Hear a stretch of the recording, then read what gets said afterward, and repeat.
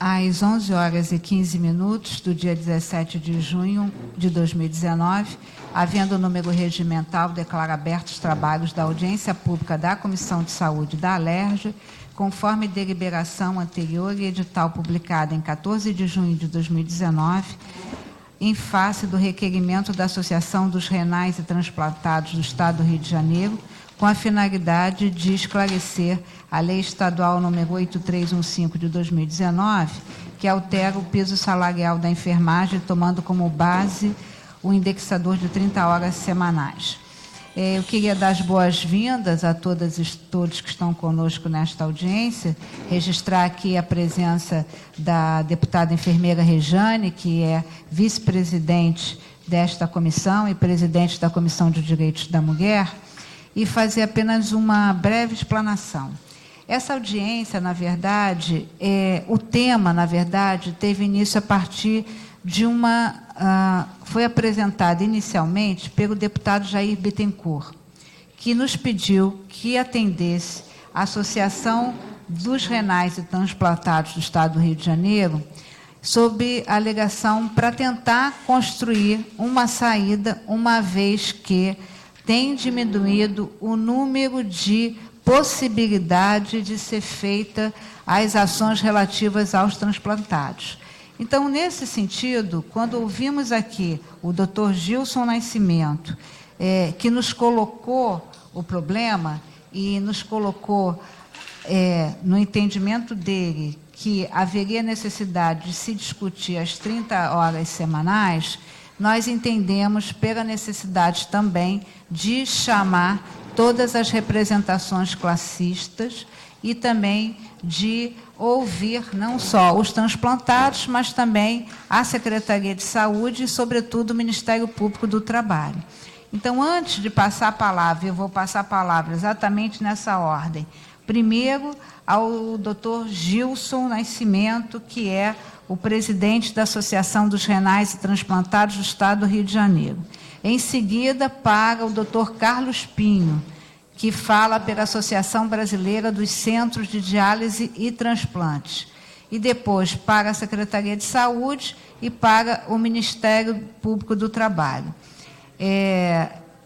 Mas antes de dar início, eu queria dizer que quero passar aqui a palavra à deputada enfermeira Rejane para suas considerações, mesmo porque ela é uma brava lutadora aqui em defesa dos profissionais da saúde, em particular da questão das 30 horas. Deputada enfermeira Rejane. Bom dia a todos, todas. Queria cumprimentar a presidenta dessa comissão, da Comissão de Saúde, a qual eu faço parte. Cumprimentar, então, a deputada Marta Rocha. Cumprimentá-la, eu cumprimento também as autoridades que estão aqui, Conselho Federal, o Gilson, tudo bem? Gilson Nascimento e as demais entidades de defesa dos transplantados.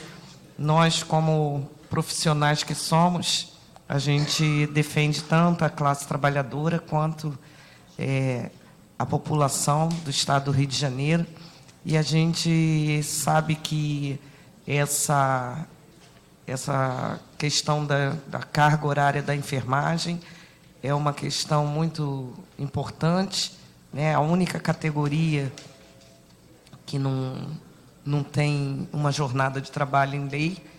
Na realidade, essa não é uma lei de jornada de trabalho, porque a Alerj não pode estar legislando sobre jornada de trabalho.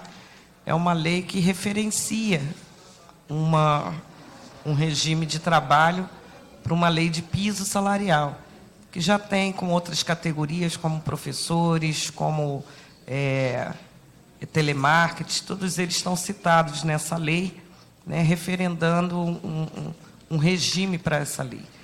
Então, ninguém está com essa legislação, com a aprovação dessa lei, dessa emenda, nós não estamos formulando em termos de jornada de trabalho, nem limitando que o empregador mantenha o regime de trabalho, a carga horária de trabalho que ele coloca nas suas unidades. Então, é importante isso ficar claro, né, para que a gente consiga avançar. Tem vários hospitais sendo implantados no Rio de Janeiro, centros médicos e por aí vai. Então, a gente quer dialogar, nós não queremos que feche absolutamente nenhuma unidade de saúde, muito pelo contrário, nós queremos dialogar para manter a qualidade de sempre. A gente sabe que esses centros, alguns deles, muitos deles, na realidade, na Baixada Fluminense, merece um olhar diferenciado dessa comissão, dessa Casa de Leis, para que a gente mantenha a qualidade de serviço e os renais crônicos sendo atendidos com qualidade. Eu tenho um tio que ele tirou a própria vida tomando chumbinho, ele era renal crônico, a gente sabe quanto que isso afeta a saúde mental dos renais crônicos, desses pacientes que são muito especiais para nós. Então, meu tio tirou a própria vida, né, porque não aguentava essa coisa de ir 3 vezes na semana, né, a gente tinha que se revezar levando ele, e é muito difícil. Então, eu sei na pele o que é ter na minha família renal crônico, e então a gente está aqui para somar. Tá? Então, agradeço a todos vocês, estamos na luta pelos renais e pela enfermagem. Eu queria também registrar aqui a presença da nossa queridíssima doutora Thaisa Guerreiro, da Defensoria Pública, que também vai fazer seu pronunciamento, da doutora Maria Lúcia Tanajura, do Conselho Regional de Enfermagem, e também que fará seu pronunciamento, e também da doutora Vanessa Oliveira Guimarães Santos, que é da Associação dos Hospitais do Estado do Rio de Janeiro. Nós teremos que encerrar essa audiência às 13 horas, por conta de que haverá nesta sala uma outra audiência. Então, eu terei que ser antipática na cronometragem do tempo. Então, nós vamos conceder 10 minutos a todas as pessoas que irão fazer o seu pronunciamento, e começando aqui com o doutor Gilson Nascimento da Silva, da Associação dos Renais Transplantados do Estado do Rio de Janeiro, que, em parceria com o deputado Jair Bittencourt, solicitou a presente audiência. Doutor Gilson. Bom dia a todos. Deputada Marta Rocha, deputada Rejane, a figura de quem eu saúdo todos os presentes aqui. É uma preocupação muito grande, né, para a gente, qualquer coisa hoje que se mexa ou que venha interferir, né, na diálise no Rio de Janeiro. Nós temos hoje aqui cerca de 13 mil pacientes dialisando nesse estado. A situação não é boa, né? Nós temos aí uma hemodiálise mal remunerada pelo Ministério da Saúde. Essa remuneração, quando é repassada pelas clínicas, é feito fundo a fundo, e ela vem em dia, né? Mesmo mal remunerada, vem em dia para os municípios, e os municípios retêm essa verba. Isso é público notório no Ministério Público. O Ministério Público está tentando agir junto a isso. E essa verba fica presa. Quer dizer, a clínica é mal remunerada e ainda fica com a sua verba, que é para ser repassada em 5, 6 dias, 3, 4 meses. Isso, para mim, também não é muito importante. A importância, para mim, é a qualidade de tratamento, o que está chegando lá na ponta para os pacientes. Nós temos hoje, quando se fala em remuneração, não importa para mim que seja de funcionário, aumento de material, tudo isso é um impacto muito grande para o bom funcionamento da diálise. Hoje, a diálise já foi uma terapia super bem remunerada. As pessoas ficaram ricas com diálise nesse país. Não existia portaria que regulamentasse isso, né? As pessoas pegavam o dialisador, dialisavam 70 vezes até ele romper. Hoje nós temos toda uma legislação que veio daquela tragédia de Caruaru, né? O Ministério da Saúde teve que fazer uma portaria às pressas, mal feita, na época, mal feita, porque você tira um cara que ganha milhões, restringe ele, faz várias restrições, você acaba fazendo a pessoa burlar a lei, tentar fazer isso, tentar fazer aquilo, para manter aquele patamar, né, da remuneração que as clínicas recebiam na época. E aí houve muita discussão por conta da portaria 2046, né? O que acontece? A vigilância sanitária não achava a portaria ruim, porque não conseguia fiscalizar as unidades de diálise. Se fosse seguia a portaria à risca, fechava todo mundo, né? Os pacientes não ficavam satisfeitos porque reclamavam da portaria e não viam nada ser feito, porque não eram fechadas as unidades diárias. E os prestadores reclamavam porque era difícil cumprir aquilo. Então, houve outros acordos, outra portaria foi lançada e a diálise começou a funcionar melhor condição. O que acontece é o seguinte, o número de renal crônico hoje aumenta muito. Antigamente o cara morria no interior de barriga d'água. Hoje detecta-se a doença renal precocemente e consegue-se encaminhar essas pessoas para a diálise. Então nós temos 130 mil pacientes quase em diálise no Brasil, isso vai aumentando diariamente. O que acontece? Você pega a ter escassez de muitas coisas. Hoje no Rio de Janeiro temos escassez de vagas. Nós temos quase 150 pacientes internados em hospitais, né, há 4 meses, esperando uma vaga numa clínica satélite. Essa pessoa está lá, onerando, né, o hospital, ocupando uma vaga de uma pessoa que está lá na emergência, podendo estar ali na outra pessoa de qualquer outra situação, não é renal. Ela está ocupando o leito. Você fica 4 meses preso no leito, bem para fazer diálise na clínica satélite, porque você não tem vaga na unidade diária. Não são abertos vagas. A remuneração para a diálise é muito pouca, né? E você tem o teu dinheiro retido, você vai para o mercado financeiro buscar. Eu compreendo isso. E a gente luta com as clínicas de diálise para que mantenha a qualidade do tratamento. A gente briga, a gente denuncia, para que nada seja feito, né, que burle, né, aquela portaria hoje que regulamenta a clínica de diálise. Quando a gente fala que vai haver um aumento na remuneração, né, não esperado, porque o Ministério da Saúde não vai repor isso. O negócio já está tete a tete, né? Pau a pau. Não vai haver aumento nenhum e provavelmente vai ter que se aumentar os funcionários. Eu me pergunto, como é que vai ser isso? Será que vai se mandar esses funcionários embora e vai se contratar uns saídos aí da escola com remuneração menor? Será que vai se burlar o número de funcionários para cada número de pacientes que tem na clínica de diálise, para que se pague menos? Será que vão tirar a hora de paciente? Isso tudo me angustia. Eu fico angustiado com isso. Então eu acho que isso não tem que ser embate, isso não deve haver embate. Isso tem que ser construção. Nós estamos aqui para construir, né? E acho que toda vez que você quer favorecer uma categoria, ou você quer fazer alguma coisa ao bem da saúde, você tem que ver lá a ponta. Como é que vão ficar os pacientes lá na ponta? Isso vai ser bom para eles? Isso não vai ser? A gente tem como equalizar essa coisa toda para que as pessoas fiquem bem? Isso é o mais importante. Não importa qual o seu cargo na saúde, não importa qual a sua função na saúde, você está ali para servir pacientes. Você está ali para ajudar as pessoas. A gente não deve ter embate quanto a isso. Se existe algum resquício, tá, de dúvida, ela tem que ser tirada. A gente não pode pegar e sacrificar uma categoria em detrimento sacrificar uma categoria, né, em benefício de outra. Então, eu acho que as pessoas que estão aqui hoje, que compõem esse egrégoro tribuna aqui, podem discutir isso e a gente pode chegar a um consenso. Porque eu vou continuar lutando pela qualidade da diálise, não importa com quem seja, não importa quem acha que isso não vai influenciar, eu vou continuar brigando, vou continuar lutando. Mais tarde eu estou lá no Ministério Público do Dr. Daniel, na Defensoria Pública da União, é outra coisa relacionada à diálise.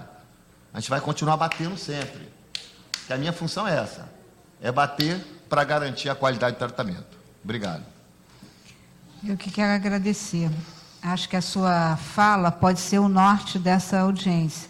A gente buscar, né, com todas as representações, uma maneira de suprir as dificuldades para que, na ponta, como bem colocou aqui a deputada enfermeira Rejane, quando dá o seu depoimento pessoal, a gente possa tentar suprir as deficiências que hoje existem.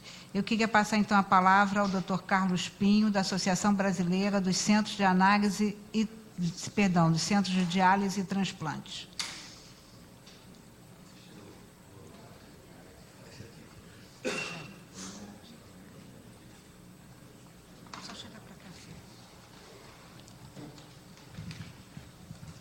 Bom dia a todos. Muito obrigado pelo convite. Muito obrigado, deputada Marta Rocha, deputada enfermeira Rejane. Minha função aqui vai ser rápida. Eu vou fazer um apanhado muito rápido da situação das clínicas de diálise no Brasil.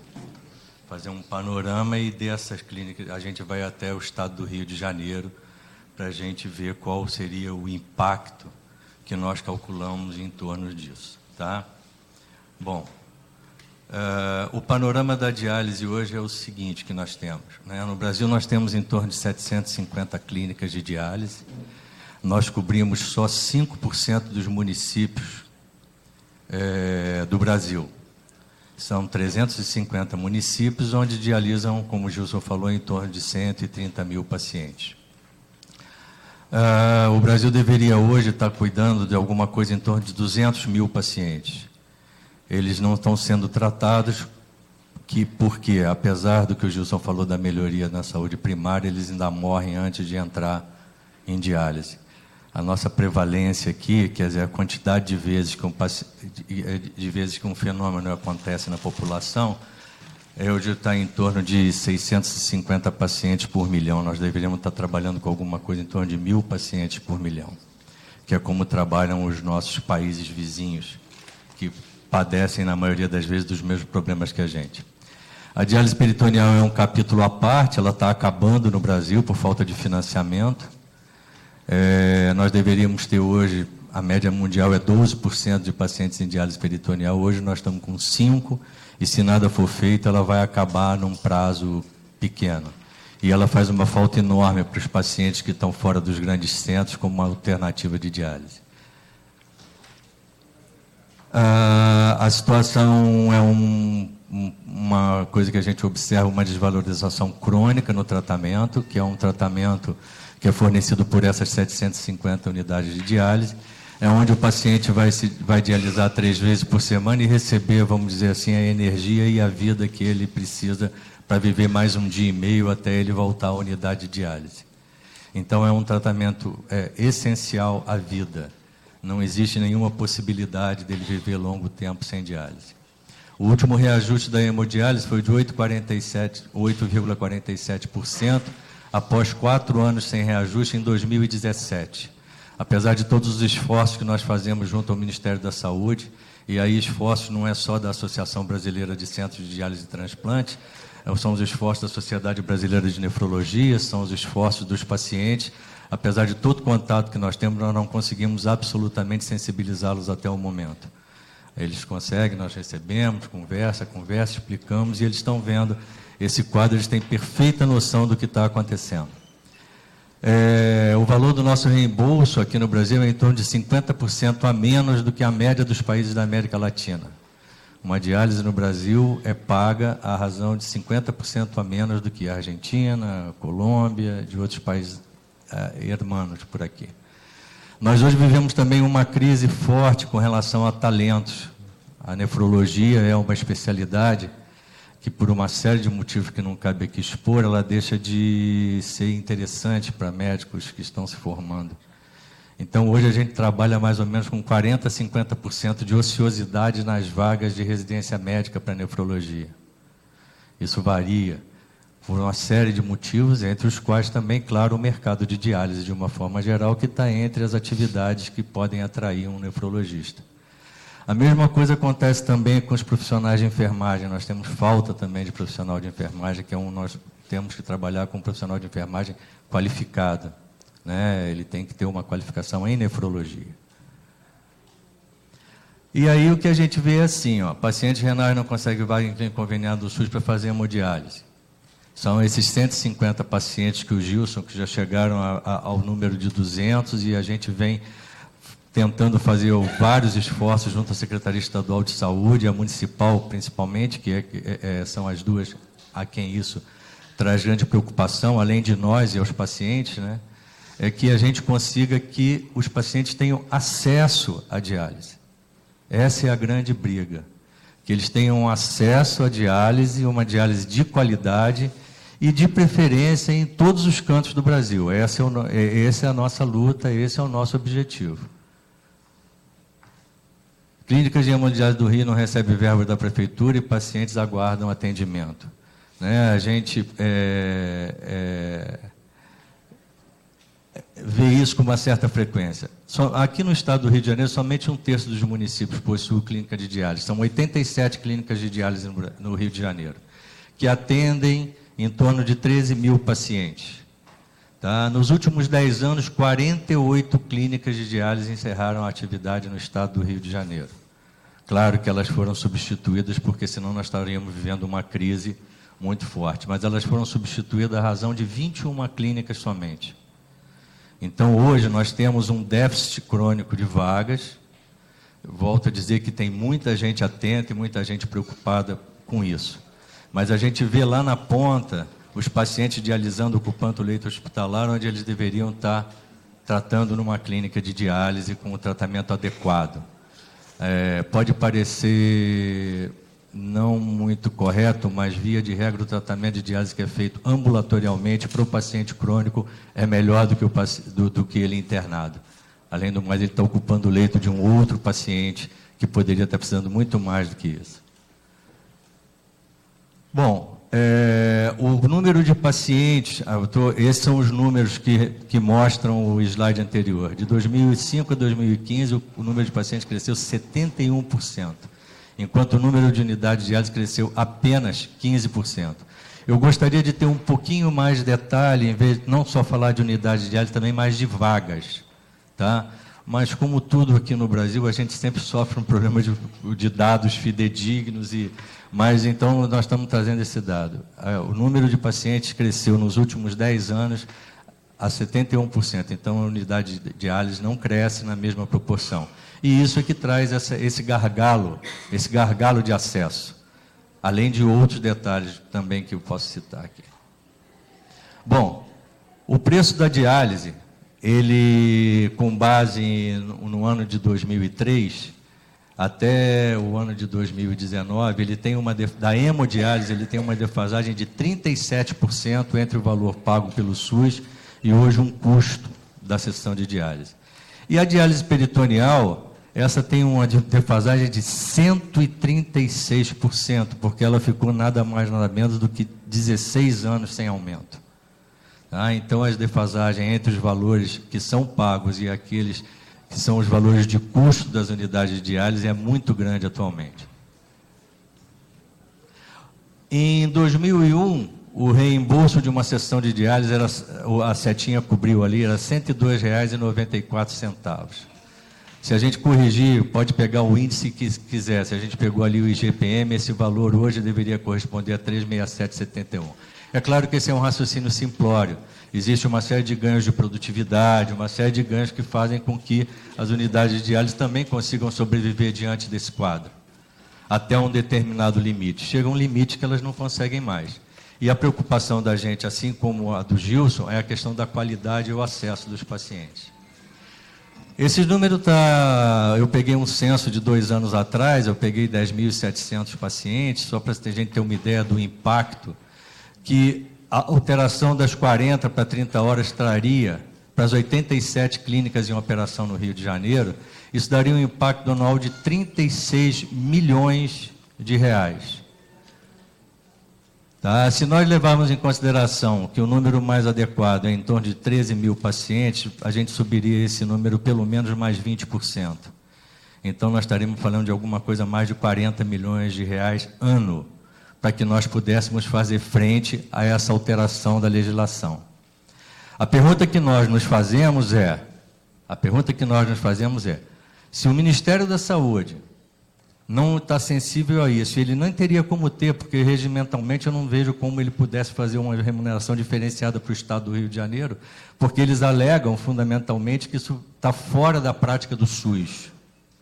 O SUS tem que tratar todos iguais. Não importa se vou dar um exemplo, se o frete para levar a diálise peritoneal para Manaus custa o mesmo valor da mercadoria. Ele alega que ele tem que pagar o mesmo valor em Manaus do que no Rio de Janeiro. O que está acontecendo? O paciente em Manaus não tem diálise peritoneal. Se ele não tem como sair de lá para vir para um centro onde tem a diálise peritoneal, ele vai morrer lá, se ele não tiver condições de fazer hemodiálise. Isso é o que a gente está fazendo com a saúde do renal, de uma forma geral. Então, o resumo: o setor já enfrenta uma enorme dificuldade, uma falta de sustentabilidade absoluta. Lida com interlocutores que, apesar de terem conhecimento do problema, ou não são sensíveis para a solução dele, ou não têm o que fazer por razões regimentais, ou o que quer que seja. E a gente vai acumulando isso, né?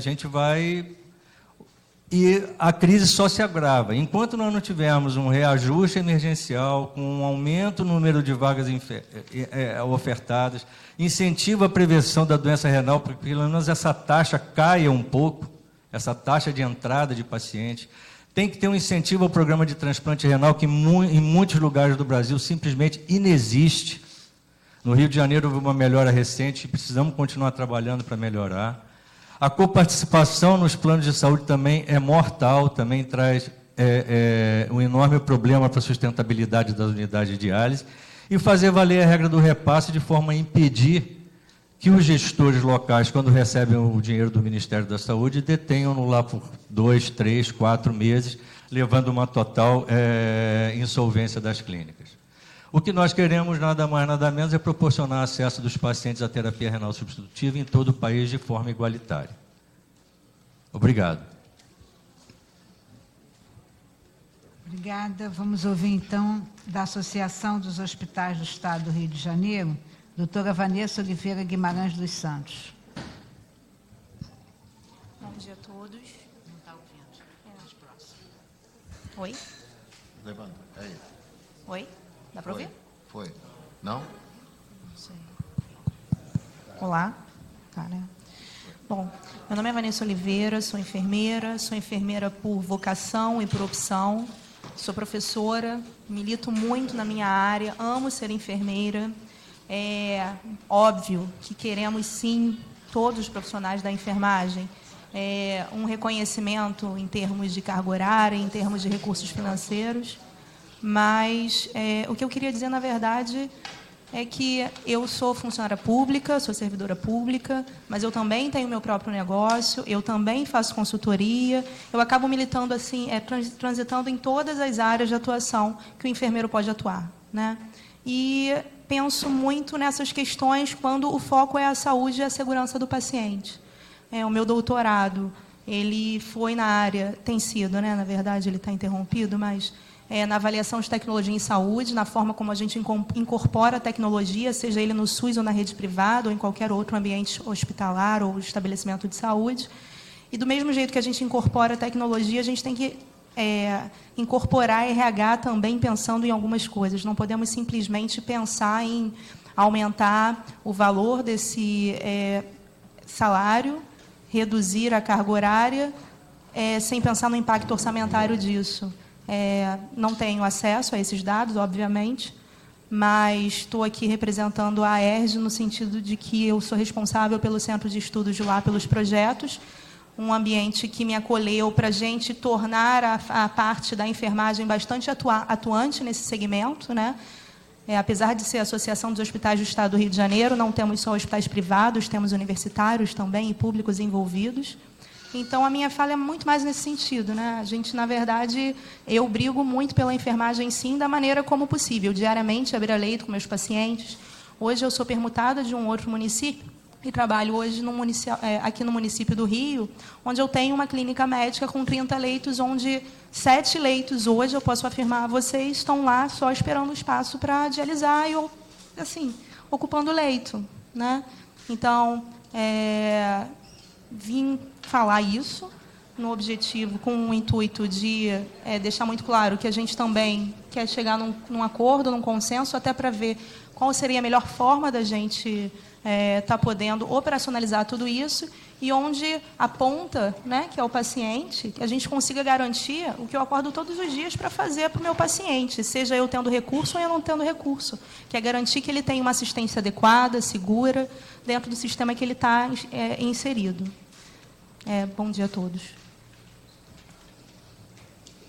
Obrigada. Vamos ouvir, então, o doutor Guilherme Jacu, presidente do SINDH Rio. Bom dia a todos. Meu nome é Guilherme Não precisa, senhor. Só um minutinho, doutor. É porque é gravado. Pode passar o microfone, por favor? Pedir a assessoria. Obrigada.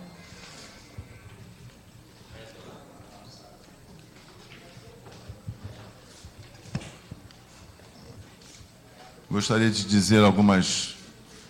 Primeiro, apresentar. Eu sou presidente do Sindirio nesse momento, que é o Sindicato dos Hospitais do município do Rio de Janeiro, hospitais e todos os estabelecimentos de serviços de saúde.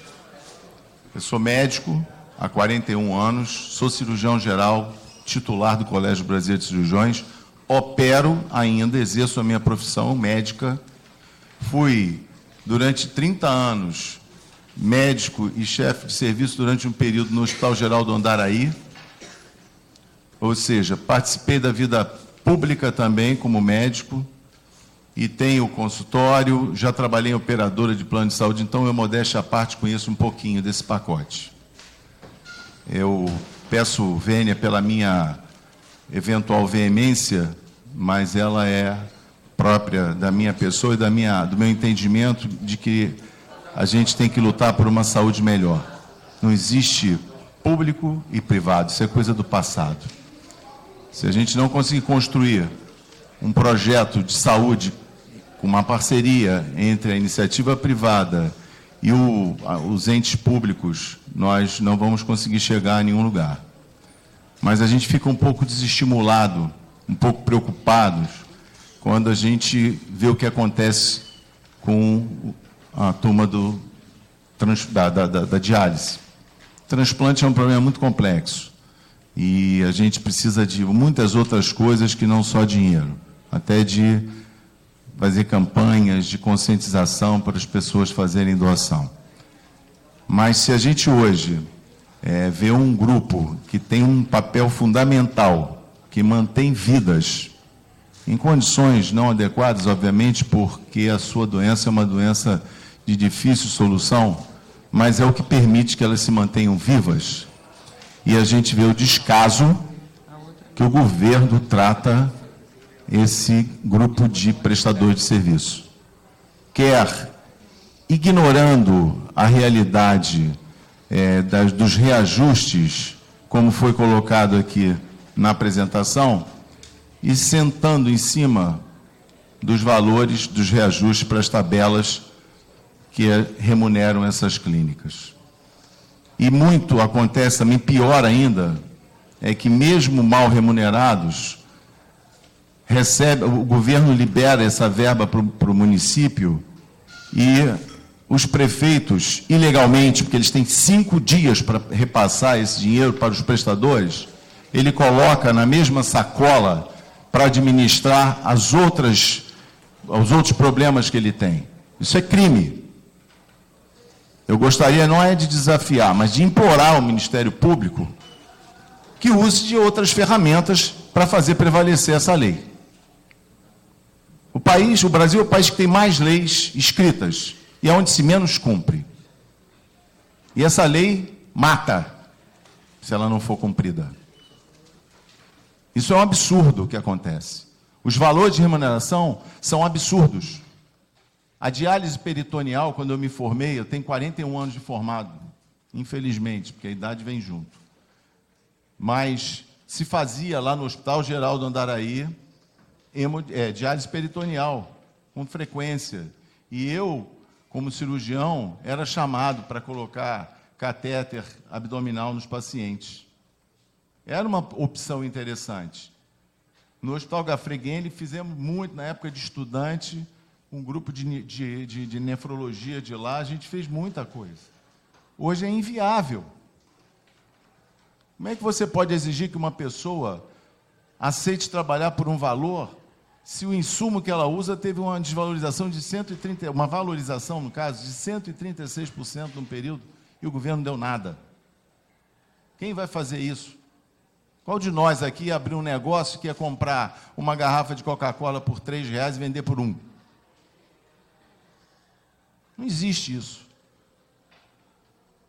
Essa situação é uma situação que eu estou aqui para denunciar, representando esse grupo de abnegados que prestam serviço. E aqui no Rio de Janeiro, mal ou bem, ainda tem o serviço prestado para as operadoras, que em muitos casos ajudam a diluir em situações específicas as suas dificuldades. Mas quando a gente tem um doente internado no hospital, de operadora de plano de saúde, que precisa sair para terapia renal, a gente tem dificuldade, mesmo sendo de plano de saúde. Aí a gente volta para uma parte dessa audiência pública, que é o horário, a carga horária de 30 horas.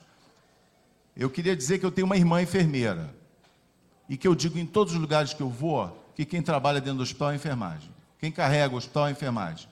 O doutor chega lá, eu posso falar assim, de forma, pode parecer pejorativa, ele vai lá, prescreve, fala com o paciente, com o familiar e vai embora. E quem carrega o piano é a enfermagem, sim. E merece o respeito de todos nós. Uma coisa é respeito, uma coisa é reconhecimento e a outra coisa é viabilidade, é possibilidade. Eu estou aqui com um trabalho que foi levantado, feito pela ECA, mostrando o impacto desse sofisma dessa lei. Isso é um sofisma que foi feito. Que o valor é para 30 horas, nós não estamos legislando em carga horária, mas isso simplesmente disse para nós, prestadores, o seguinte: o piso salarial que se aplica hoje no Rio de Janeiro, ele vale para 30 horas. Para 44 horas, o senhor vai ter que pagar a diferença. Não precisa pagar hora extra de jeito nenhum, até 44 horas. Está aqui, ó, feito. Posso passar a mão da ilustre deputada. Isso é um trabalho feito, faz parte de um processo que a gente está lutando na Justiça para mostrar que é inviável. Isso representa 46% de reajuste na folha de enfermagem.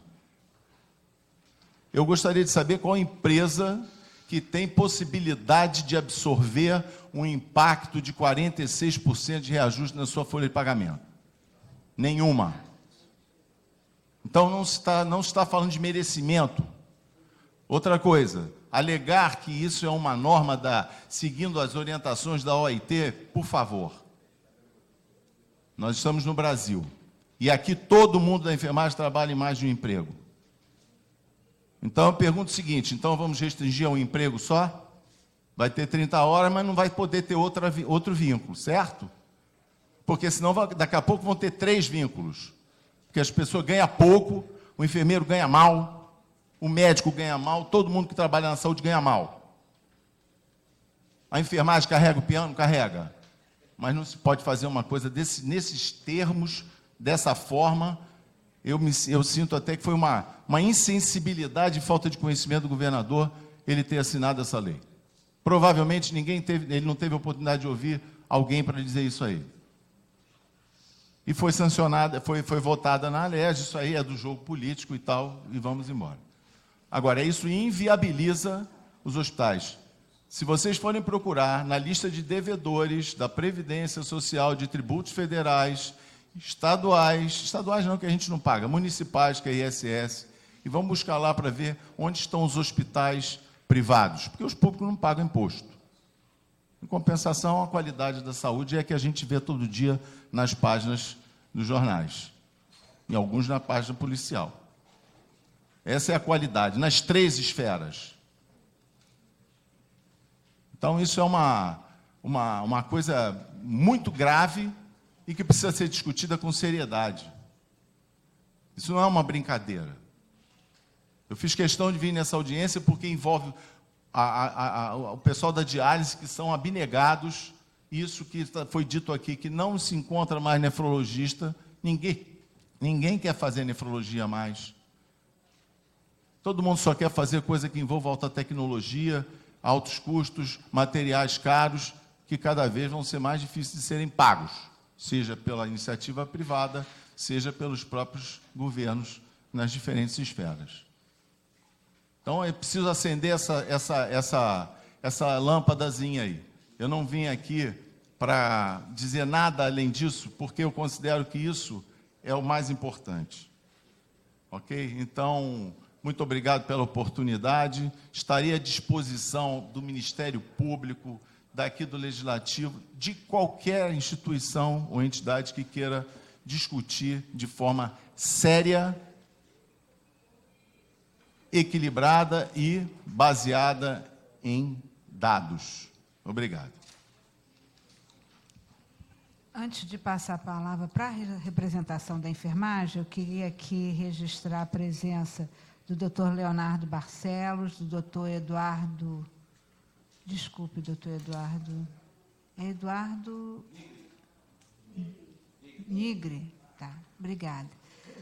Da doutora Glende Carvalho, da assessoria do gabinete da deputada Rejane, doutor Evandro Nascimento, doutora Carmen Sobrado, doutor Guilherme Xavier, doutora Sônia Alves, doutor Carlos Pinto, doutora Daniela Elbert, do Ministério Público, doutora Vivian Brito, do Ministério Público, doutora Samira Torres, do Ministério Público, doutora Gleice Kelly, doutora Fátima França, do Gabinete de Deputada Enfermeira Rejane, doutora Maria Lúcia Tanajura, do Corém, doutor Marcelo Moreira, procurador do Corém, doutora Jaciara Borges, do Gabinete de Deputado Luiz Paulo, e doutor Jorge Prado, também do Gabinete de Deputado Luiz Paulo.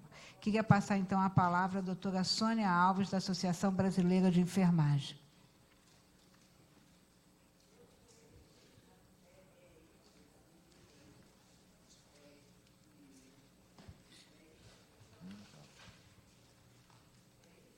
Bom dia a todos e todas. Eu sou Sônia Alves, estou diretora de educação da Associação Brasileira de Enfermagem, mas já estive presidente desta entidade centenária, que em muitos momentos da sua história teve a responsabilidade de discutir os diversos níveis de atuação da enfermagem. Agradeço ao honroso convite de estar participando desta audiência enquanto uma entidade que tem a responsabilidade de se preocupar com o desenvolvimento científico, cultural e político da enfermagem e que, consequentemente, a gente tem que estar acompanhando também todas as questões que envolvem a inserção da enfermagem no mercado de trabalho. Tive tempo de ouvir as palavras iniciais e o que foi apresentado em relação aos pacientes, atenção aos pacientes renais, e entendo todas as necessidades que foram aqui apontadas, que não são especificamente dessa área.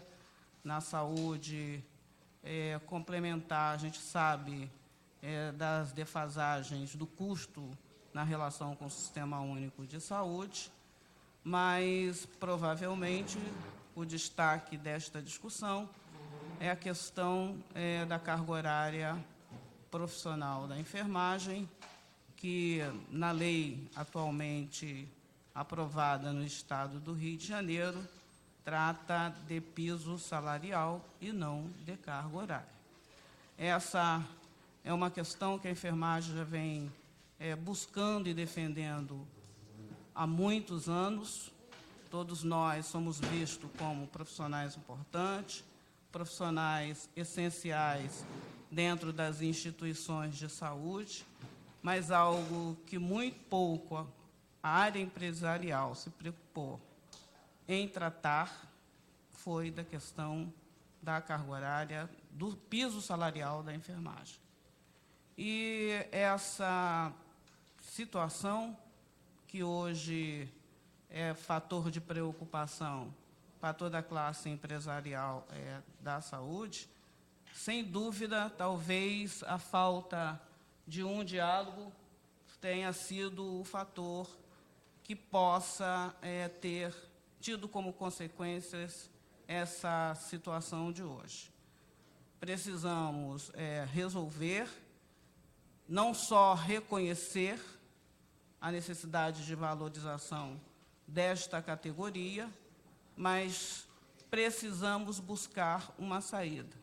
A lei por sua vez, ela tem a sua garantia constitucional, porque está tratando de piso salarial e não de carga horária.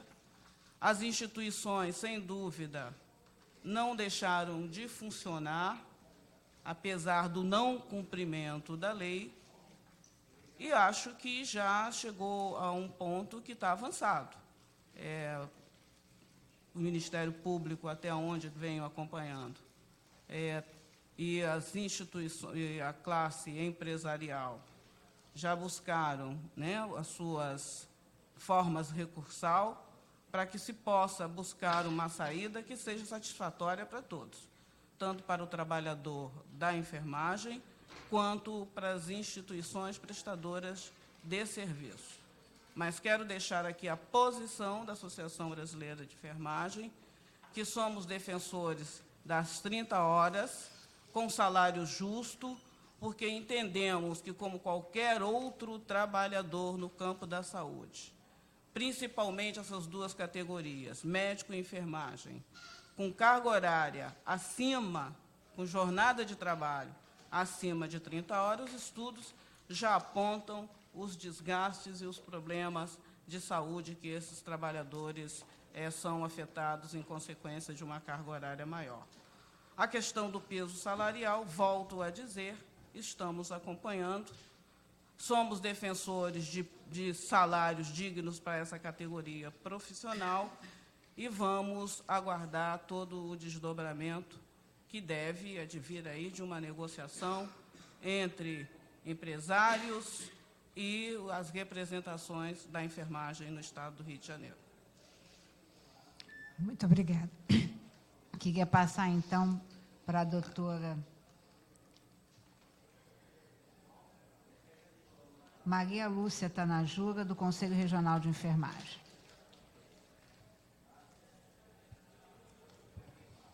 Boa tarde a todos, boa tarde à deputada Marta Rocha, à deputada Rejane. Agradecemos nossa presença aqui nesse momento. Sou Maria Lúcia, do Conselho Regional de Enfermagem, estou aqui representando a nossa presidente, Ana Lúcia Teles, e dizer que o Conselho Regional de Enfermagem é favorável e solidário à lei do descanso, a lei que altera o piso salarial. É uma lei importante para a categoria de enfermagem, onde, no dimensionamento, principalmente na questão do renal crônico, né, nós somos bastante sensíveis à qualidade do atendimento ao renal crônico, e o que diz respeito ao dimensionamento, a portaria do Ministério da Saúde, 1675 de 2018, ela prejudica, inclusive, o atendimento ao renal crônico, porque ela diz que tem um profissional enfermeiro para 50 pacientes e um técnico de enfermagem para 6 pacientes. Isso significa uma sobrecarga de trabalho imensa, onde esse profissional ele sai de uma jornada, como disse aqui, uma jornada que ele muitas vezes ele precisa de ir para outro emprego, sim, porque o salário é um salário bastante reduzido, onde ele tem que sustentar as suas famílias com esse salário. Então, ele precisa buscar no mercado outro emprego, sim. 30 horas é a jornada de trabalho necessária para que esse profissional possa, minimamente, ter uma vida saudável. E nós precisamos ter o entendimento que, na redução do dimensionamento, onde a carga horária ficou maior, isso prejudica o profissional no todo.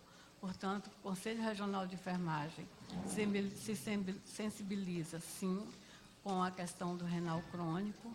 É óbvio que há um desmonte do SUS muito grande e o Ministério da Saúde precisa entender que há de ver a questão dos pacientes do renal crônico.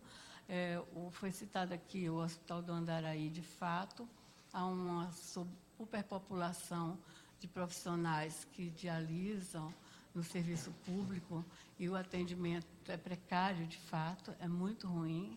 Eu sou do Hospital do Andaraí também e sei como que esses pacientes são de fato, um volume muito grande e o atendimento demorado, porque a sobrecarga de trabalho para o profissional de enfermagem é muito grande. Então, o Corém é solidário, é favorável, inclusive entrou na ação como uma mixcure para defender a categoria de enfermagem e manter esse piso salarial que a lei proporciona. Muito obrigada.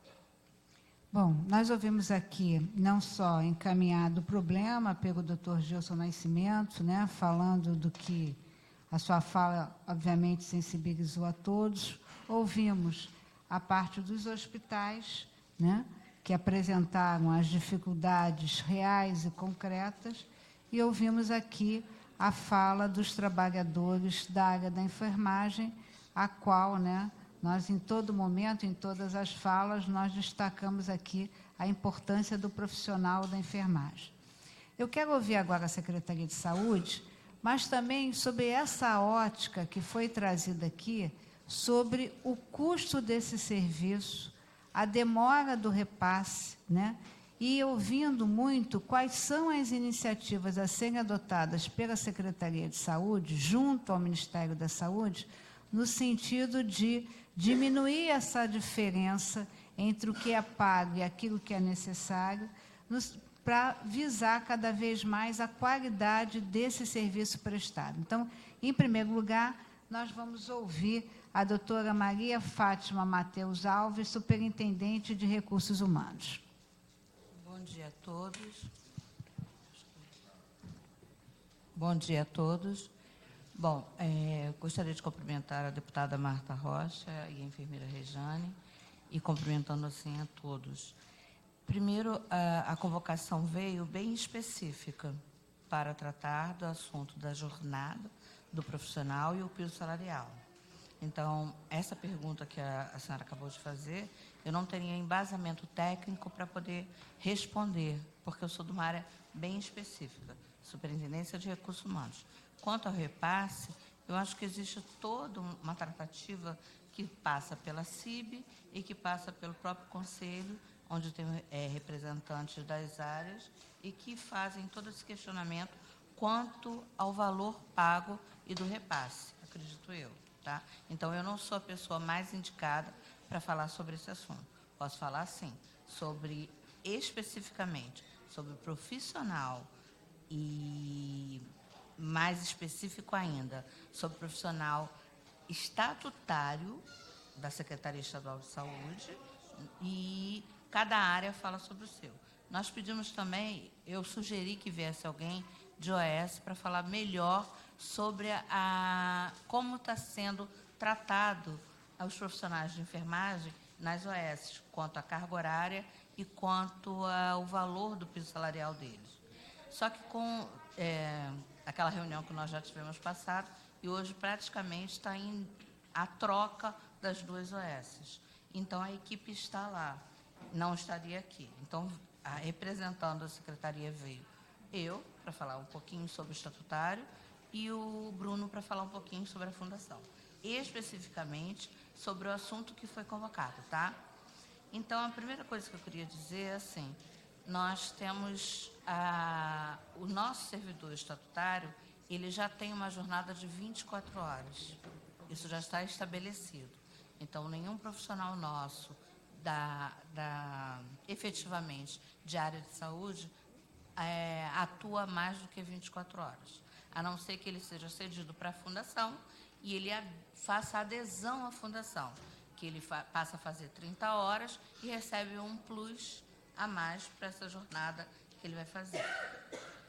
Acho também, Fátima me posicionando como uma profissional da área, e que eu acho que realmente a enfermagem é quem atua hoje na saúde e quem é assim, que carrega o piano de verdade, né?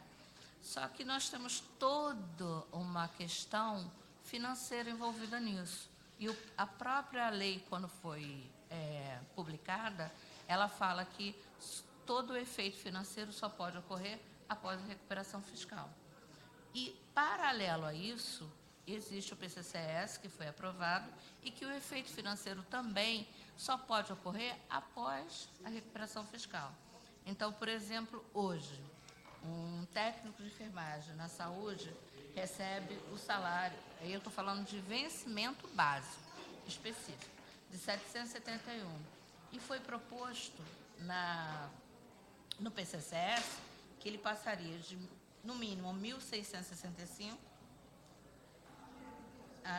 de 1.665, ele passaria de 1.665 até no máximo,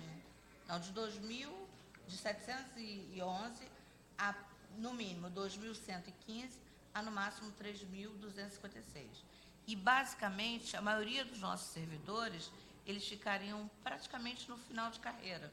Então, todos eles iriam para, assim, entre 2.900 a 3.256.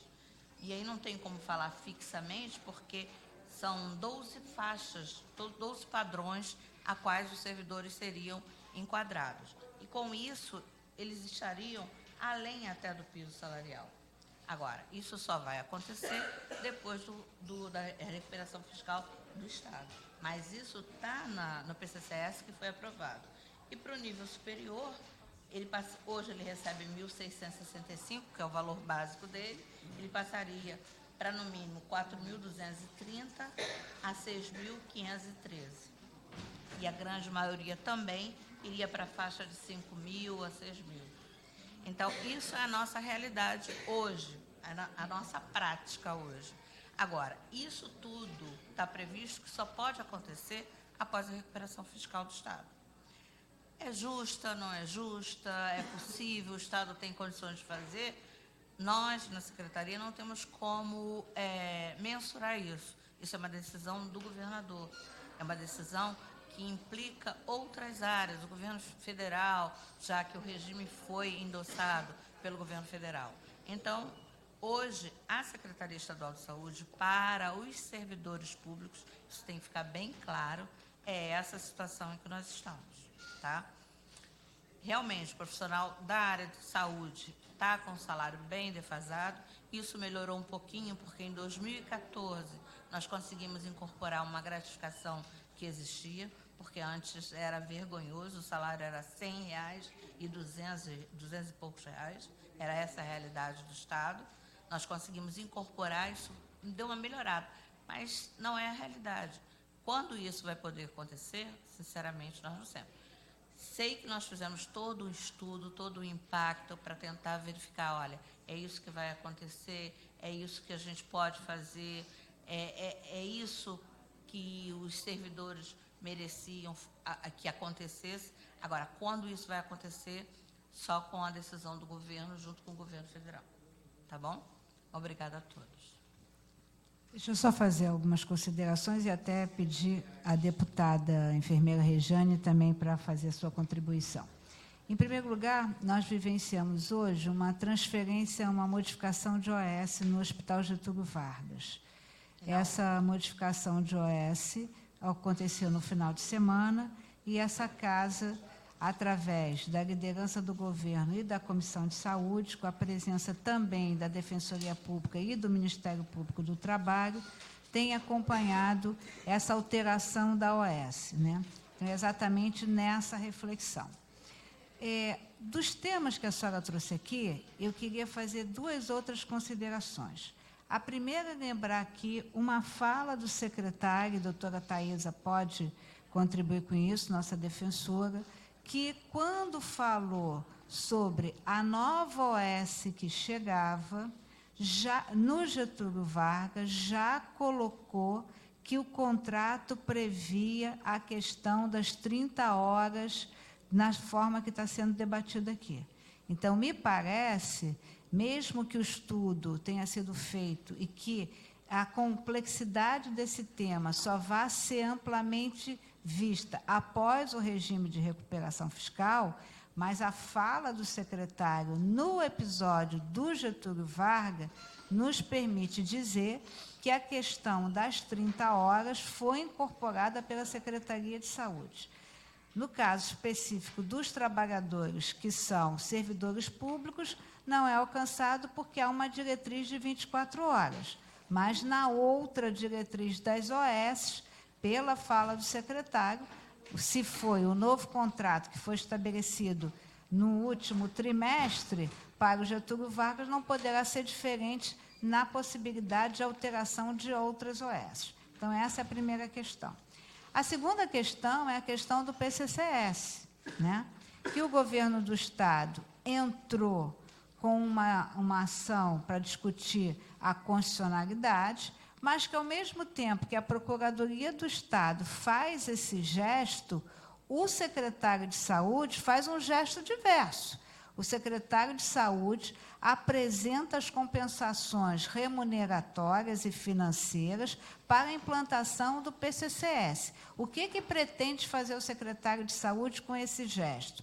O mesmo gesto que o secretário da Polícia Militar e da Polícia Civil fizeram, quando se quis dar o aumento do RAS, do regime adicional de serviço.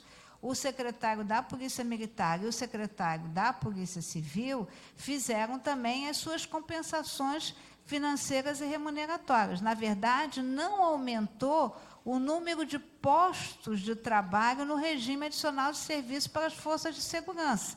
Eles fizeram um novo redesenho e, nesse novo redesenho, se aumentou o valor do RAS e deu uma nova dinâmica para a utilização daquele RAS com um número menor de servidores de postos de trabalho, mas, no entendimento das duas secretarias, com maior efetividade, com maior eficiência, aumentando, assim, o valor do RAS.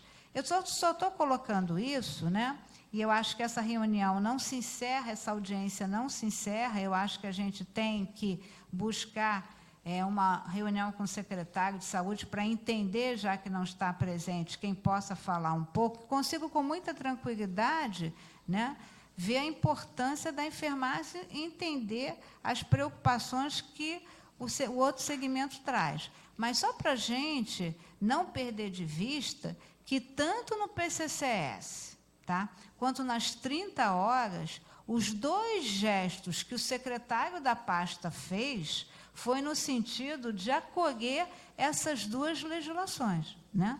A legislação está aí, das 30 horas, claro que se pode discutir alguma coisa, mas não houve, por parte do governo que estava à frente, nem por parte do atual, qualquer gesto, né, no sentido de declarar, né, de inviabilizar a lei das 30 horas. E, no caso do PCCS, a gente pode dizer que o governo teve duas posições antagônicas. De um lado, a Procuradoria-Geral do Estado entra com uma ação para discutir a constitucionalidade, mas, ao mesmo tempo, o secretário de Estado da Saúde, quando a gente vai lá ver, esse aumento ele é fragmentado em, não sei, em 48 vezes, né?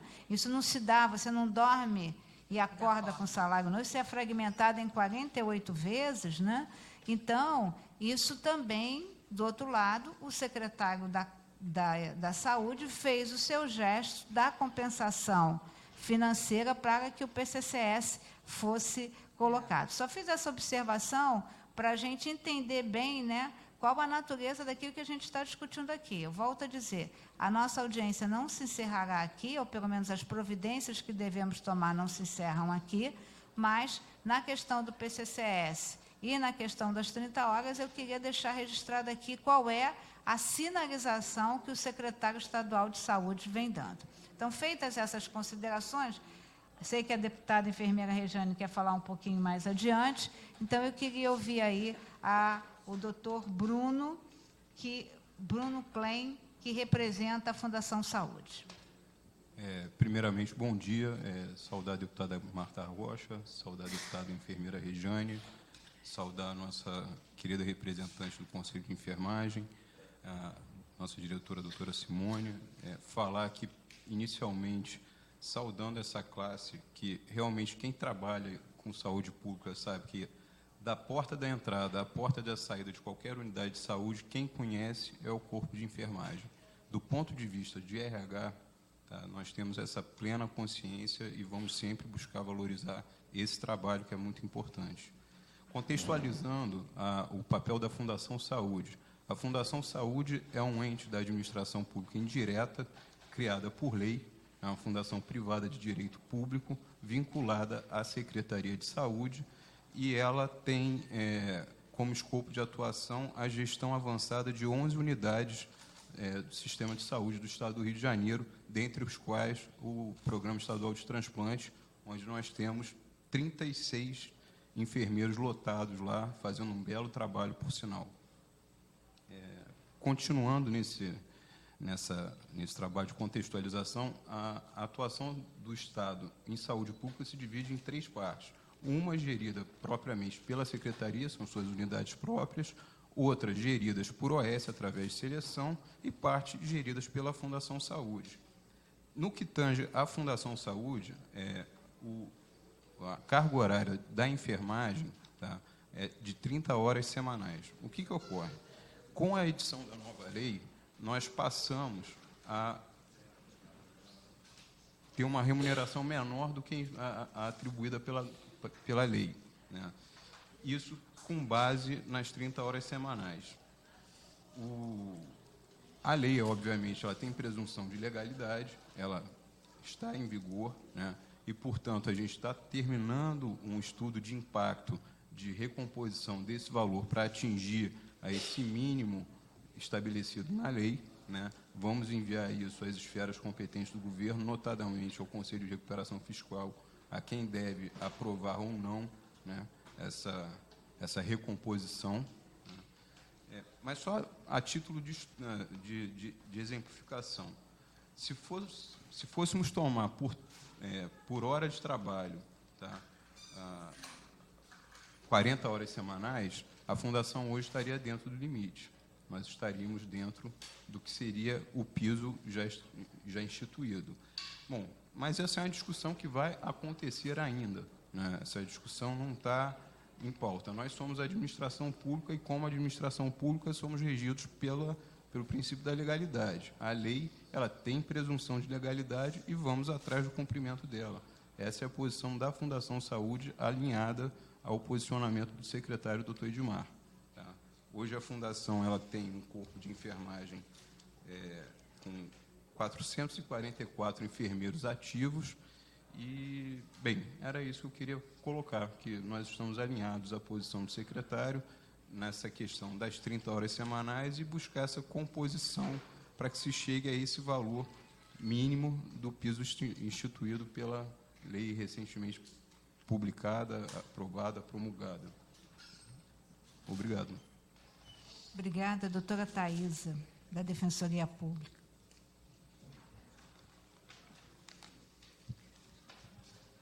Obrigada mais uma vez, o convite, deputada. É uma honra estar aqui novamente, participando de um tema que, com certeza, está sendo, né, uma das questões mais discutidas hoje, atualmente, por todas as entidades, não só públicas, mas privadas, que prestam saúde no Estado do Rio. Também cumprimento a todos os presentes nessa audiência. A Defensoria Pública, mais uma vez, repete que nós não possuímos atribuição para, né, legislar ou atuar na Justiça do Trabalho. Então, nós estamos aqui sempre com a preocupação de garantir assistência à população. No tocante à rede de atenção, né, em nefrologia e a rede de terapia renal substitutiva, essa rede já é uma rede que vem realmente sofrendo muito há muito tempo, não só, né, com realmente a desatualização da tabela SUS. A gente tem também procedimento que comprova que os gestores, eles retardam e muito o repasse do Fundo Municipal de Saúde, do que é produzido, né, que é a verba FAEC, né, do que é produzido pelas unidades de atenção em nefrologia. Eles demoram a efetivar esse repasse, isso está ocorrendo em todos os municípios. Isso também é uma questão que vem dificultando e muito, né, a atuação dessas unidades.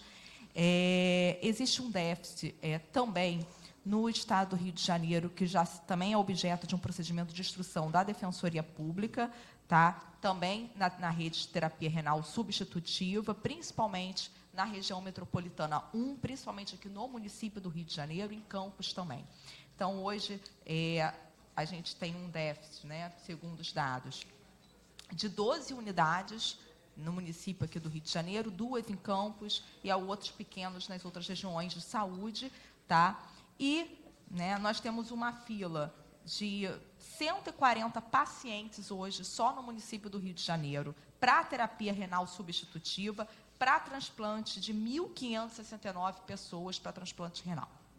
Isso demonstra o quanto a nossa rede, assim como já foi exaustivamente, né, já dito aqui pelos representantes das associações de doentes renais, como essa rede vem realmente sendo sucateada ao longo de todos esses anos. Eu tenho uma irmã, que é uma médica nefrologista, que trabalha na Baixada, com terapia renal substitutiva, e a gente sabe da importância também de sempre estar fomentando o fortalecimento dessa rede, principalmente por intermédio da enfermagem, porque realmente a enfermagem, não só nessa rede de terapia renal substitutiva, mas todas as redes de atenção à saúde, são as pessoas que levam a unidade, fazem a unidade funcionar, isso não há sombra de dúvidas.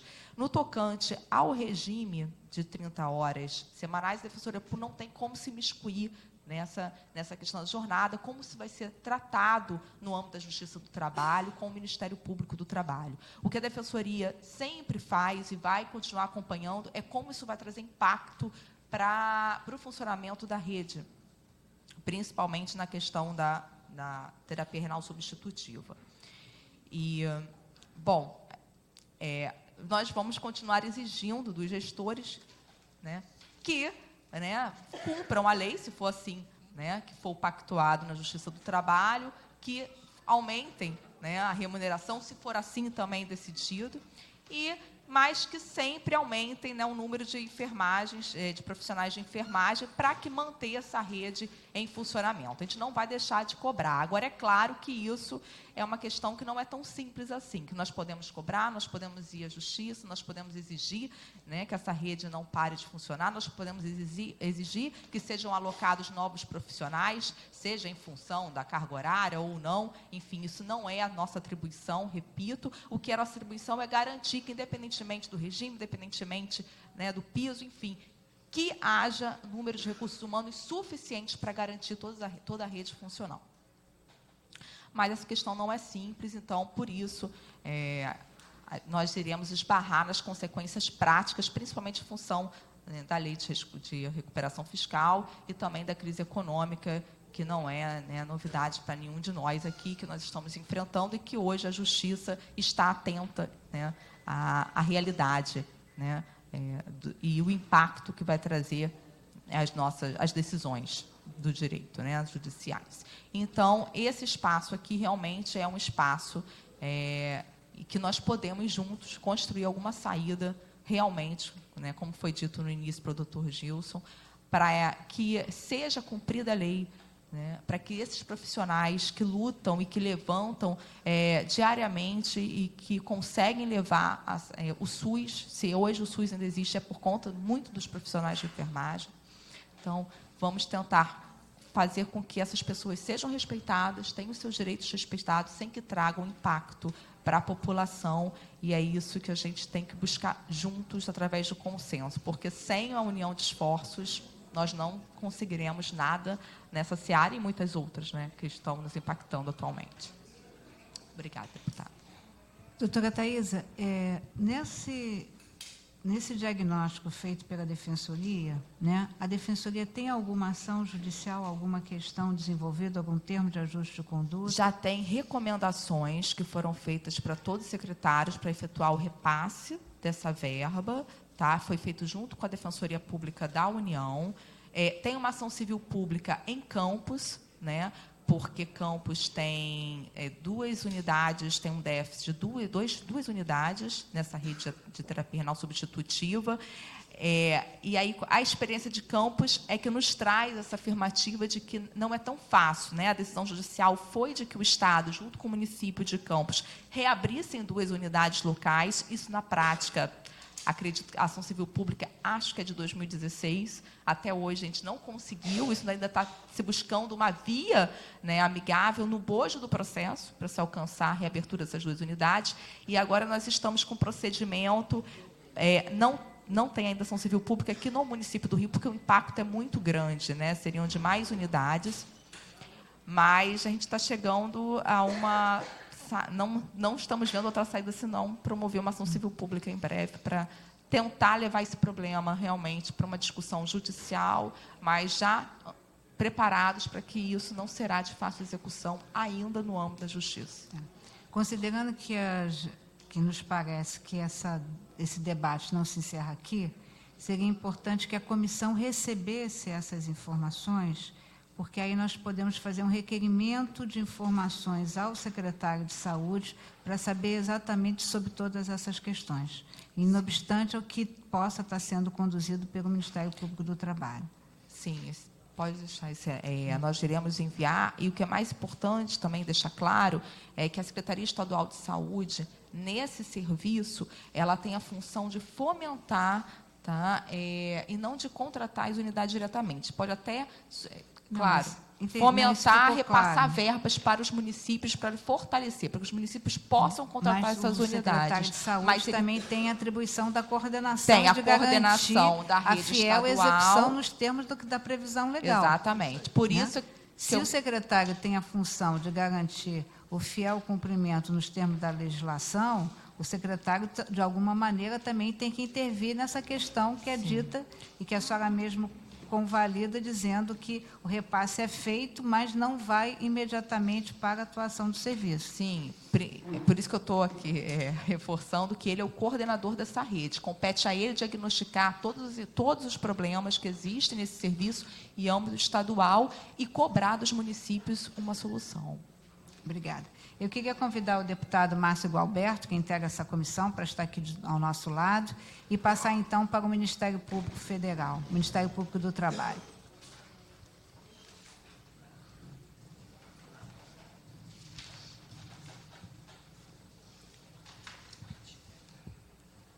Bom dia, senhores e senhoras. Bom dia, deputados. É um prazer estar aqui presente. Nós recebemos o convite para falar exatamente sobre a lei estadual, sobre a fixação do novo piso das categorias, aqui no caso de enfermagem. E eu queria pontuar primeiro a nossa atribuição como Ministério Público do Trabalho, porque vocês trazem uma demanda de dificuldade do setor e nós temos a limitação legal... Doutora, desculpe, só poderia chegar ao microfone, porque não está quase me ouvindo. Melhorou? Obrigada. Isso. Tá. Obrigada, desculpe. Preciso repetir, deputada? Ou vocês seria bom, seria bom.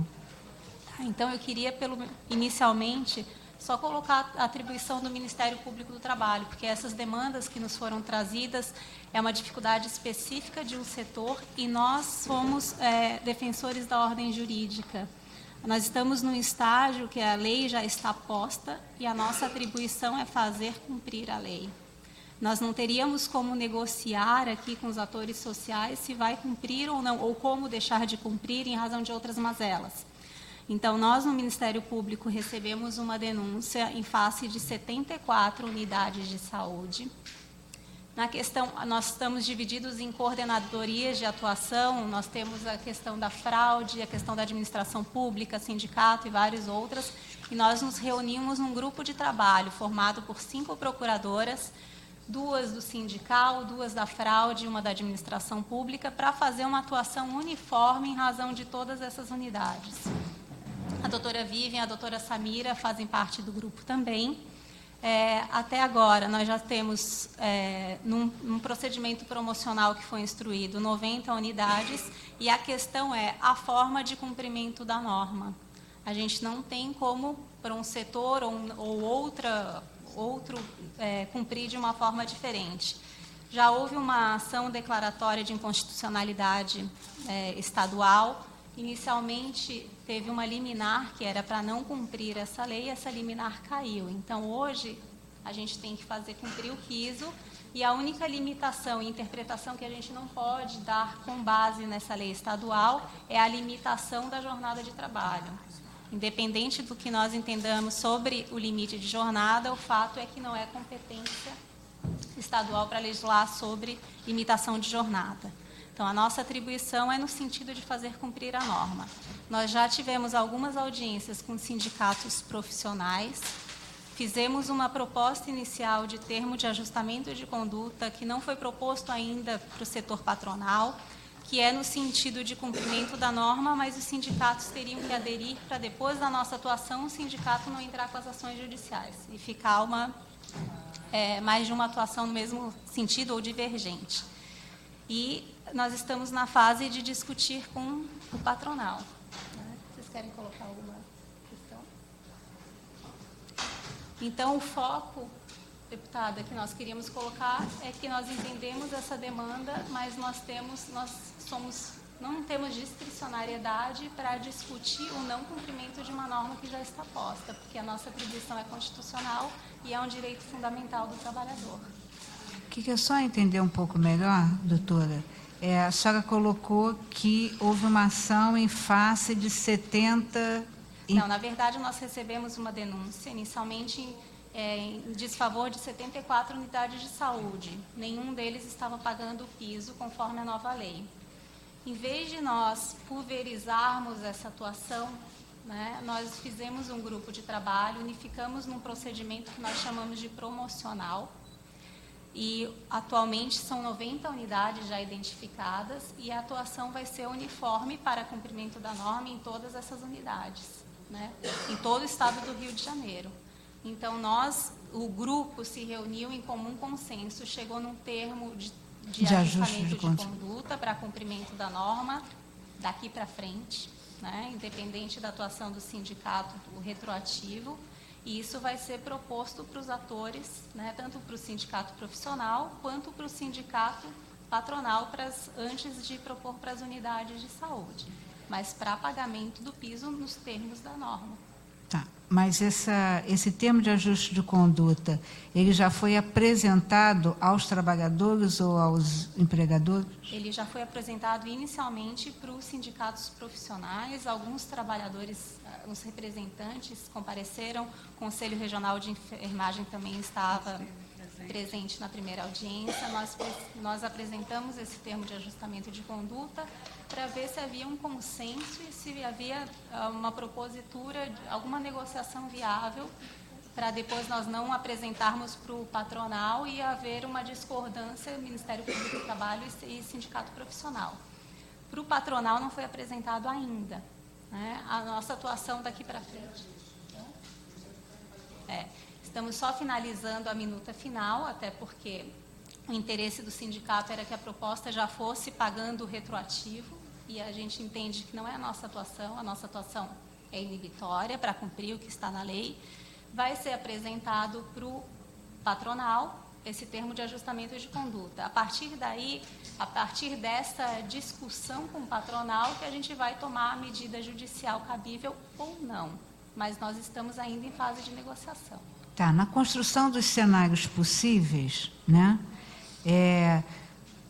esse termo de ajuste vai ser apresentado, a parte dos trabalhadores vai acolher ou não esse termo de ajuste e dos empregadores também.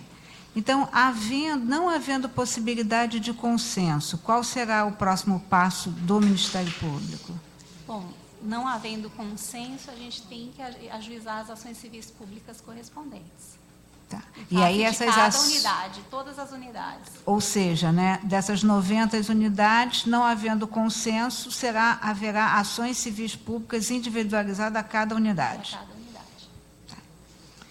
Obrigada. Deixa eu passar aqui para a deputada enfermeira Rejane e para o deputado Márcio Galberto para as considerações e indagações. Bem, eu queria trazer aqui duas coisas que a gente... Quer dizer, nós estamos tratando aqui de várias coisas, né, e precisam ser separadas. A primeira é a questão do funcionalismo público, né, do Estado. O funcionalismo, ele não está nessa lei de piso, né? Inclusive, tem uma lei federal que faz esse impedimento, né, para que os funcionários públicos estejam contemplados nessa lei do piso. É uma queixa muito grande do funcionalismo, só que é outro regime, é outro tratamento. Na rede pública, é o plano de cargo, carreira e salários. Então, é uma coisa também que a gente está há anos, né, querendo implementar, desde da época que eu era do movimento sindical. Então, é uma luta muito grande e veio desde a época do governador Garotinho, que judicializou, a Rosinha judicializou o plano de cargo, carreira e salários. Enfim, e que nós aprovamos em 2018 e que agora estamos como disse a deputada Marta Rocha, trabalhando nas medidas compensatórias, para poder ter verba para implementar o plano de cargos, carreiras e salários. Né? Foi proposto demissão voluntária, tem uma série de questões. O governador questionou também, através de uma DIN, essa lei que implementa o PCCS. Só que é outra coisa, nós não temos que debater o PCCS aqui, né? Nem o funcionalismo. A lei de 24 horas para o funcionalismo foi colocada no meu primeiro mandato, né? Em 2012, um acordo com o Sérgio Cabral para enviar para casa, uma vez que o plano de carreira antigo já contemplava 24 horas. Então, foi solicitado que ele botasse em lei para botar uma pá de cal para ninguém falar mais nada em relação à jornada de trabalho do funcionalismo. A questão que a gente está debatendo aqui é a Lei 8.315, de 2019, que fala sobre piso salarial. O que a gente botou nessa lei? Botou uma emenda dizendo o seguinte, que este piso era referente a um regime de 30 horas. Eu estou falando para o dono do hospital, né, no caso, para baixar a jornada? Não, nós não estamos falando em baixar a jornada. Se ele quiser manter 44 horas, ele vai manter. Se ele quiser manter 30, ele vai manter. Ele tem a autoridade dele para fazer isso. Agora, vai ter impacto financeiro? Óbvio que vai ter impacto financeiro.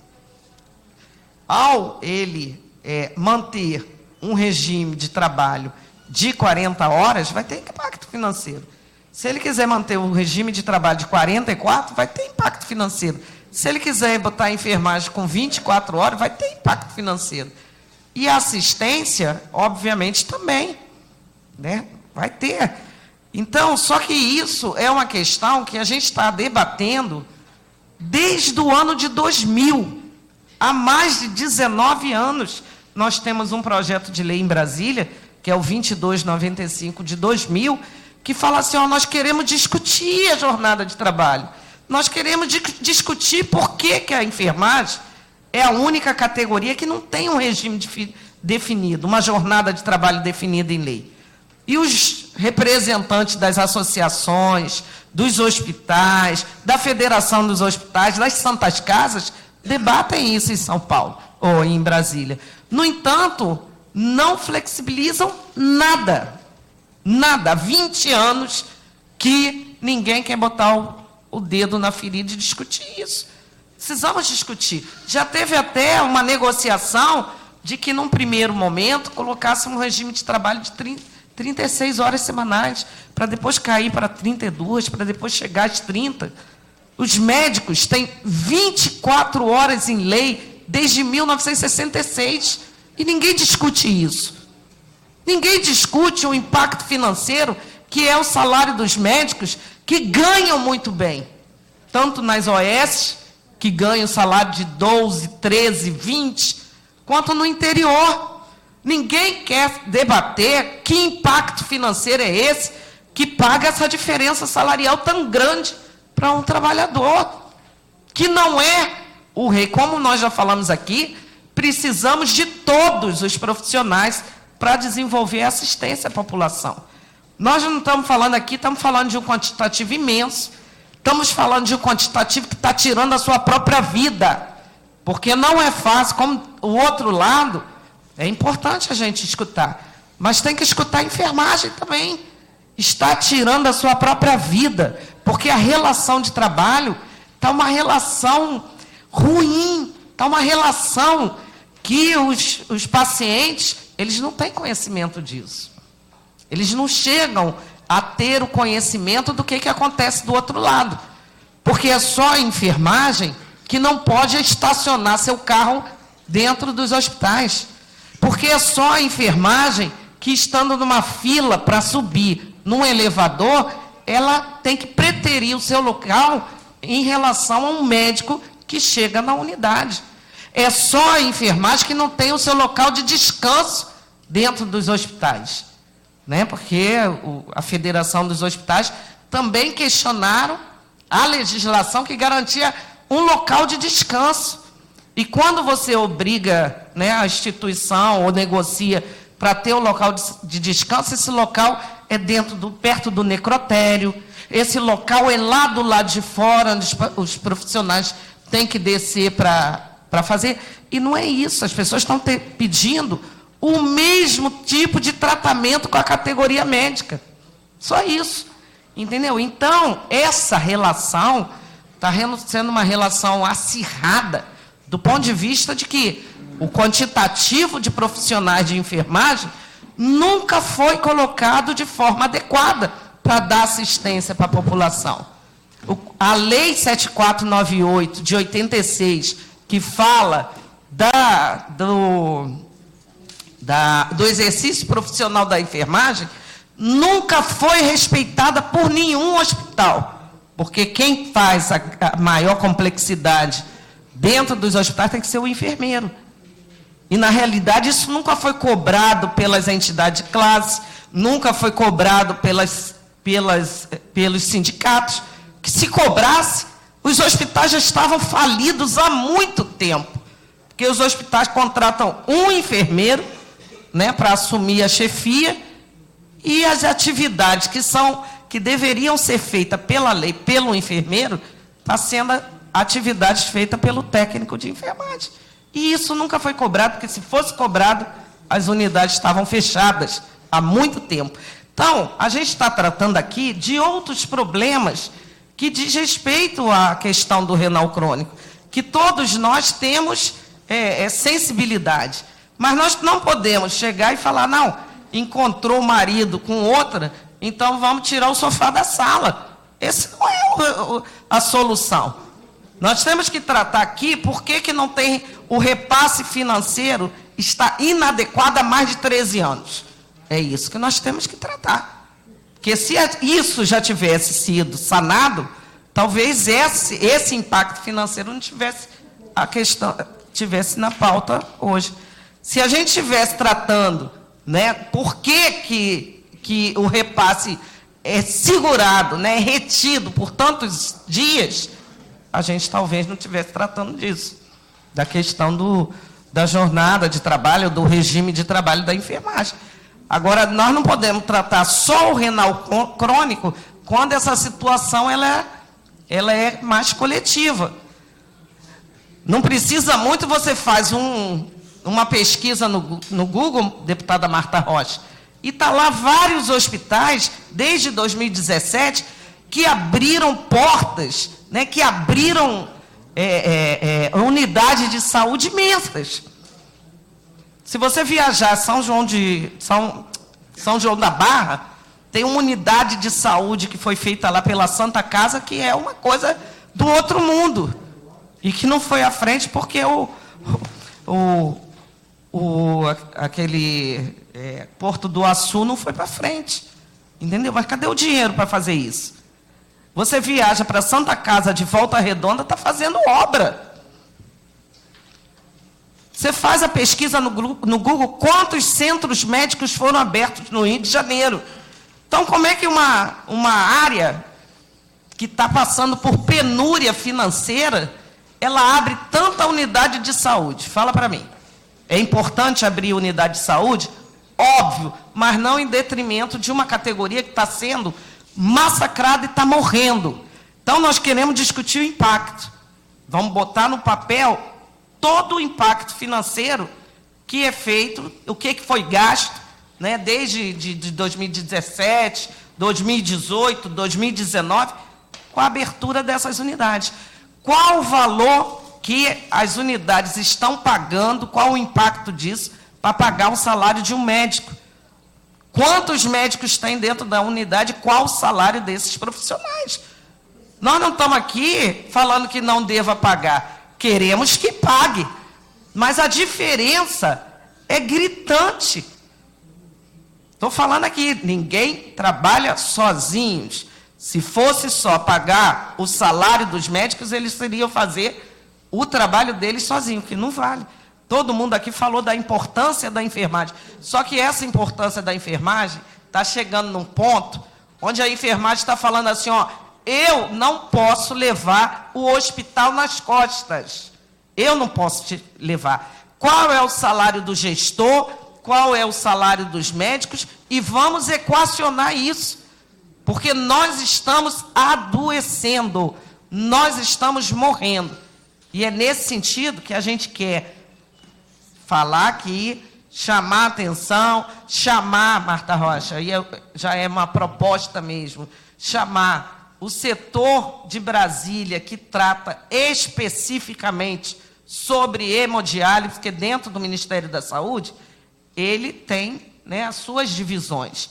Então, vamos chamar este setor para brigar junto conosco. Se é alta complexidade, vamos chamar aqui os representantes de Brasília de alta complexidade para a gente falar assim, ó, a hemodiálise no Rio de Janeiro está passando por um problema que não é de hoje.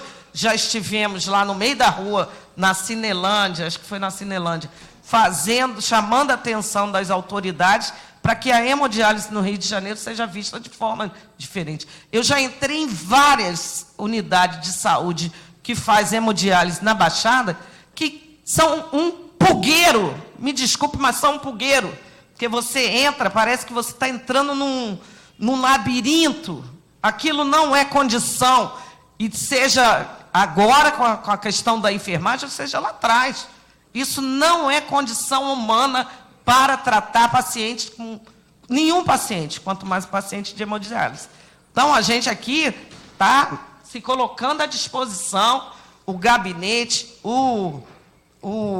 a comissão, para a gente tratar as pessoas aqui, para tratar de forma séria, né? Não em detrimento de uma categoria que precisa de um outro olhar, de uma outra visão.